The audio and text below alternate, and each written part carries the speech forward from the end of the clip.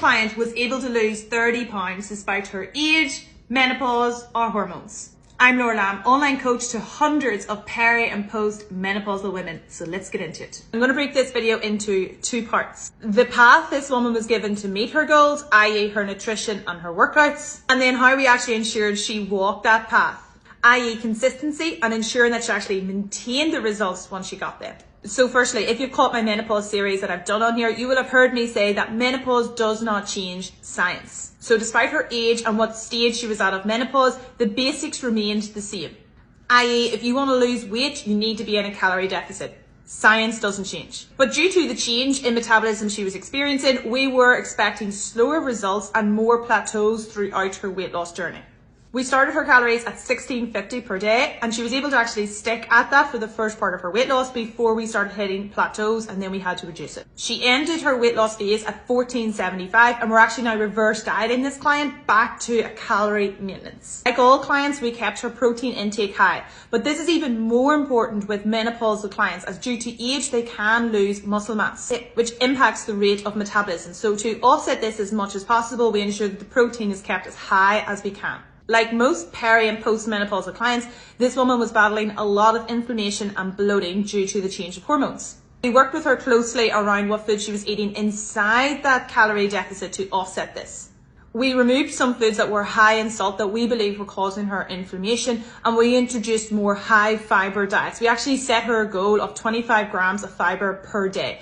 We introduced a lot of whole grain carbohydrate sources and increased her intake of vegetables in order to hit that fiber intake. Exercise. In the beginning, this client actually was only walking. Walking is one of the most overlooked tools when it comes to weight loss. Due to this client's time, family life, etc., it wasn't really realistic for her to do set structured workouts in a gym, etc. So that's why we started with just walking. She was able to lose a lot of weight in the beginning by just simply sticking to her calorie deficit and including as much movement as possible. As her life changed quite a lot and her time changed quite a lot, we didn't set like a set goal of hitting like 10,000 steps a day or anything like that. We simply got her to just commit to doing a walk a day, regardless of how long and how much time she spent on it. She just simply made sure that she did a walk every day. Towards the middle of her weight loss, when we started to experience plateaus and we didn't want to keep reducing her calories, this is when we then introduced some short body weight workouts to actually keep pushing that weight loss on. So this was the plan or the method to see weight loss. But unless you actually did this or did it consistently, it was all pointless. Creating nutrition and workout plans is actually the easiest part of my job. The key to success is consistency and ensuring that we're able to put habits in place so when her life gets busy, challenging, stressful, which it always will, that she can keep moving forward despite all these challenges. A big element that we had to work on with this client was that all or nothing mindset.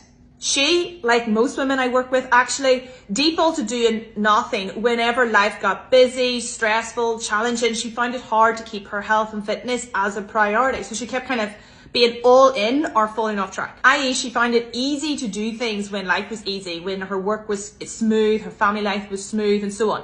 But as soon as things got challenging or busy, this is when then she usually defaulted to doing nothing. So we created some backup plans. i.e. if you don't have time to do that, do this. If you don't have time to eat that, eat this. So it meant that when her life changed, we already had plan B, plan C and so on that she could quickly default to and continue to move forward instead of usually defaulting to nothing. Like I advised in part 2 of the menopause series that I've done on here, our biggest challenge with menopausal clients and seeing results is not the change in their bodies, hormones, metabolisms and so on, but actually external factors like a huge dip in energy, huge dip in motivation, hunger cues are all off and so on. The science doesn't change, but it does become a lot harder. So if you haven't checked out that menopausal series that I've done on here, and if you've got any questions about this particular client's journey, just make sure you ask them in the comment and like and follow if you want more of these kind of case studies.